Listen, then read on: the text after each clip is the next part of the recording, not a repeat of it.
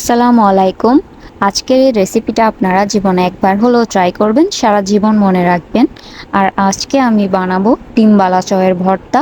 ভর্তার জন্য যা যা প্রয়োজন সব উপকরণ আমি নিয়ে নিলাম। প্রথমে আমি পেঁয়াজ কুচি দিয়ে দিচ্ছি, তারপরে দিয়ে দিব কাঁচামরিচ কুচি আর হালকা সরিষার তেল দিয়ে এগুলো আগে ভালো করে মিক্স করে নিব। ভালো করে মিক্স করার পর সেখানে দিয়ে দিব 3টি ডিম। আপনারা চাইলে ডিম আরও বাড়িয়ে দিতে পারেন। আমি 3টি দিয়েছি। ডিমগুলো ভালো করে ভেঙে গুঁড়ো করে এগুলোর সাথে ভালো করে মিক্স করে নিচ্ছি। মিক্সটা ভালো করে করতে হবে, নয়তো টেস্ট পাবেন না। ভালো করে আমি মিক্স করে নিচ্ছি। নেওয়ার পর সেখানে আমি দিয়ে দিব বালা চাউ। বালা চাউটা আপনারা লাস্টেই দিবেন, ফার্স্টে দিবেন না। বালা চাউ দেওয়ার পর আবারও হালকা করে মেখে নিয়ে আমার আজকের রেসিপি শেষ করব। এই ডিম বালা চাউয়ের ভর্তা দিয়ে যাদের মুখে রুচি নেই তারাও 2 প্লেট করে ভাত খেতে পারবেন।